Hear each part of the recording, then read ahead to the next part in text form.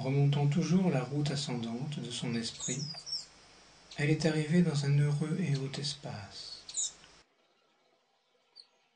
Une vaste tour de vision, d'où l'on pouvait tout voir. L'approche de la source faisait battre l'esprit, et le tréfonds des choses semblait évident, et là, et vrai. Ici, au centre vivant de cette vision de paix, une femme était assise dans une lumière de cristal limpide. Une musique profonde ondoyait avec sa voix. Ô Savitri, je suis ton âme secrète, descendue sur cette terre désolée et blessée, pour guérir son tourment et lui permettre de poser la tête sur les genoux de la mère, afin qu'elle puisse rêver de Dieu et connaître sa paix. Dans le rythme brutal des jours inquiets de l'homme, j'introduis l'harmonie des sphères supérieures. Je suis la paix qui se glisse dans une poitrine humaine usée par la guerre. Je suis la charité aux douces mains de miséricorde. Je suis le silence au milieu du vacarme. Dans les anomalies du cœur humain, où le bien et le mal sont d'intimes complices, je suis la puissance qui toujours le pousse vers le meilleur. Je travaille pour Dieu et je regarde vers les hauteurs. Je me sers de toute expérience humaine, erreur ou péché, comme marchepied vers la lumière. Car innombrables sont les formes à travers lesquelles Dieu peut grandir en l'homme. Il est le bien pour lequel les hommes luttent et meurent. Il est la sagesse incarnée sur un trône de gloire, la voix du prophète, la vision du voyant.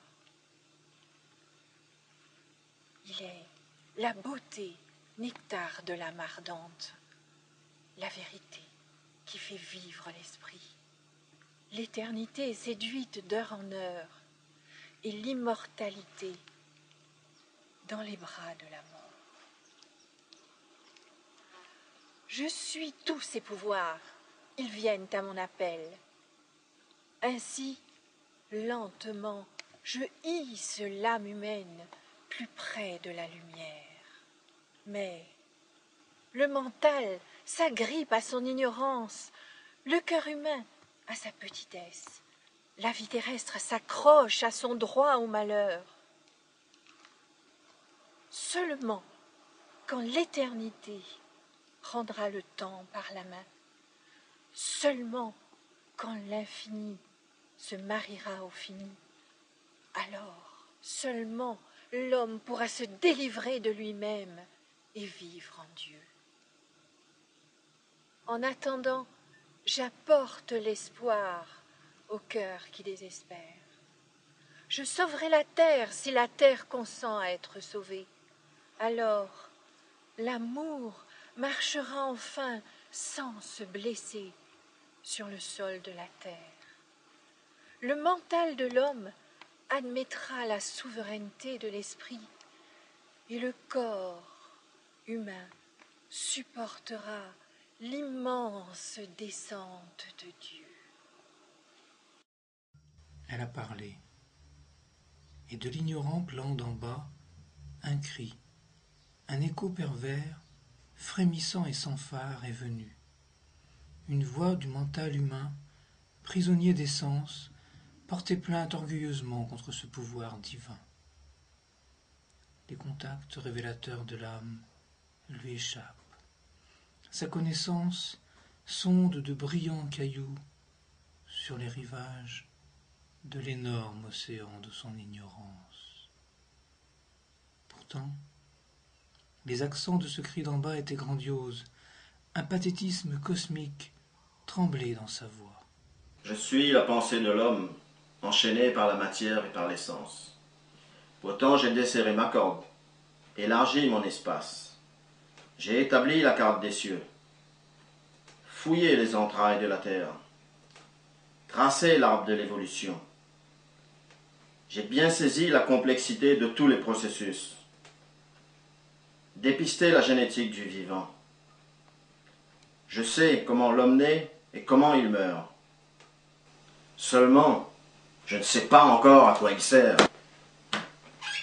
La matière est comme un livre ouvert sous mes yeux. Il ne me reste que quelques pages à découvrir. Si c'est Dieu qui est à l'œuvre, alors j'ai découvert ses secrets. Mais est-ce bien Dieu? Comment savoir? Le doute me ronge. D'où l'énergie a-t-elle jailli? Je ne le sais pas. Elle ne le saurait probablement jamais. Toutes mes certitudes, le hasard s'en empare aussitôt pour les contredire. Peut-être le monde n'est-il qu'une erreur de notre vue? Illusion de la danse de Maya voilant un vide inexistant.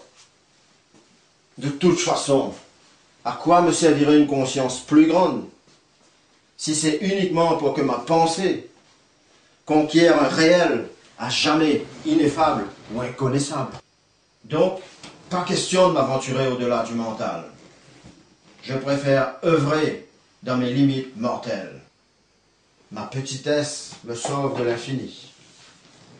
Humain je suis, laissez-moi rester humain.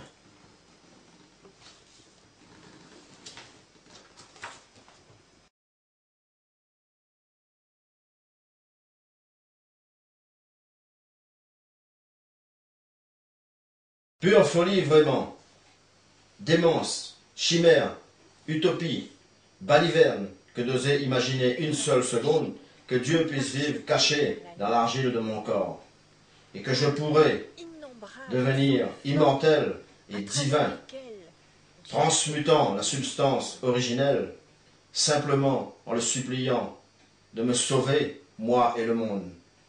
Et puis quoi encore? Ah, les dieux magiciens peuvent rêver peut-être, mais pas les hommes pensants.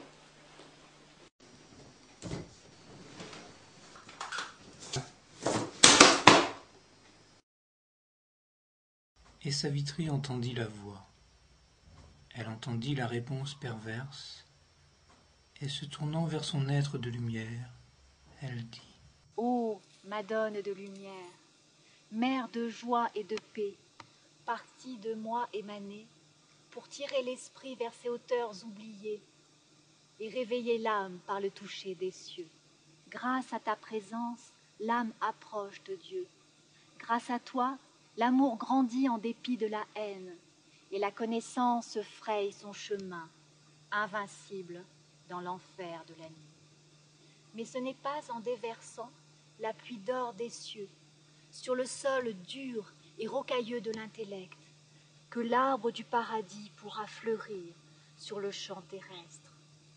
Même si tu fais pleuvoir sur lui les rayons de l'intuition, le mental de l'homme continuera à persister de penser qu'il s'agit uniquement d'un rayonnement terrestre.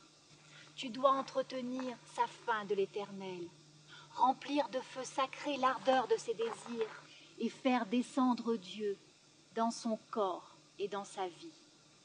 Un jour, je te promets, je reviendrai avec ses mains dans les miennes. Alors, tu verras la face de l'absolu. Alors, le mariage sacré s'accomplira. La lumière et la paix seront dans tous les mondes.